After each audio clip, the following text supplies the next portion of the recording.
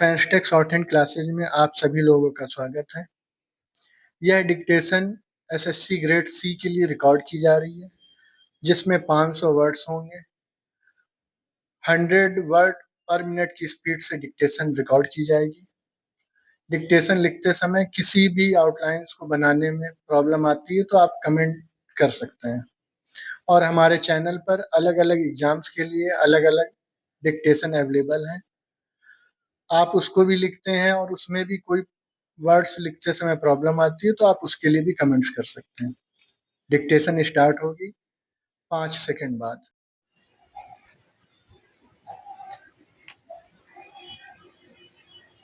महोदय, पर्यावरण से तात्पर्य किसी एक व्यक्ति के परिवेश से नहीं, वरन व्यक्ति के, समाज के, राष्ट्र के और इस सारी पृथ्वी के ही परिवेश से है, जिसका प्रभाव व्यक्ति, समाज, राष्ट्र और सारे विश्व पर पड़ता है। पर्यावरण से तात्पर्य पेड़ पौधों, नदी, पहाड़ या किसी तंत्र विशेष से नहीं, वरन उस समग्र वास्तविकता से है जिस पर मानव मात्र का अस्तित्व और उसका संपूर्ण आध्यात्मिक एवं भौतिक विकास निर्भर है। अस्तित्व केवल शारीरिक स्वास्थ्य ही नहीं, मानसिक भी।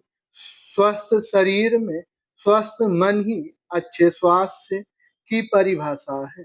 शारीरिक स्वास्थ्य हमारे आहार पर निर्भर है, जिसका स्रोत इस पृथ्वी का जल, थल, वायुमंडल है। मानसिक स्वास्थ्य भी प्रकारांतर से इन्हीं पर निर्भर है, क्योंकि जैसा खाए अन्न वैसा बने मन।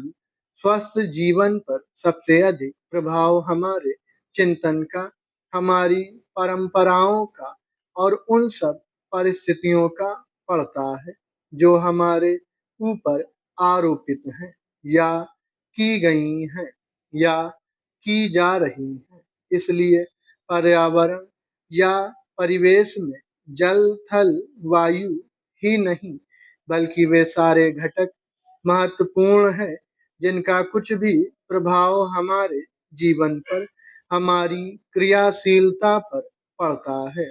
जैसे हमारे विचार, हमारे आचरण और हमारी परंपराएं एवं संस्कृति आदि।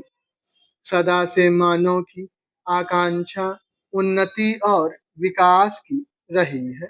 जगत का अर्थ ही है गतिमान, और गति दोनों ओर संभव है, उन्नति की ओर भी और अवनति की ओर भी। पहली को हम प्रगति कहते हैं, दूसरी को आगति, विगति, अधोगति या दुर्गति कह सकते हैं। वास्तव में मनुष्य ऐसा जटिल प्राणी है जिसमें अनेक विरोधाभासी और असंगत प्रतीत होने वाली प्रवृत्तियां और प्रतिक्रियाएं होती हैं। वह कानून और व्यवस्था की मांग करता है, किंतु चलचित्र, दूरदर्शन आदि में स्वतः भड़की हिंसा या खेलों में युक्तिपूर्वक की गई हिंसा अथवा अनीति से मंत्रमुग्ध भी हो जाता है। मनुष्य अपनी ही जाति या वर्ग के व्यक्तियों के प्रति प्रायः बहुत अधिक प्रतिद्वंदी होता है, किंतु कोई बाहरी खतरा उपस्थित होने पर उनके प्रति हद से ज्यादा सहयोगी बन जाता है। वह सड़कों पर या युद्धों में सामूहिक विनाश के प्रति उदासीन रहता है, किंतु किसी खान में फंसे हुए एक व्यक्ति या किसी कुएं में गिरे हुए एक बालक की रक्षा करने के लिए ढेरों साधन जुटा लेता है। कुछ विद्वान कहते हैं कि मनुष्य बंदर की संतान हो या ना हो, किंतु उसमें खालिस बंदर की द्वैध प्रकृति प्रायः ही होती है। उसमें शाकाहारी बंदरों की भांति वृक्षों में उछल कूद करने की प्रवृत्ति तो होती ही है, साथ ही ऐसे बंदरों की स्वाभाविक जिज्ञासा भी होती है, जो अत्यंत संगठित गिरोहों में रहते हैं और भांति-भांति का मांस खाने में मजा लेते हैं। मनुष्य की ऐसी परस्पर विरोधी इच्छा आकांक्षाओं से निपटना असंभव होता है, फिर भी किसी प्रकार का संतुलित मध्यम मार्ग अपनाना अनिवार्य होता है।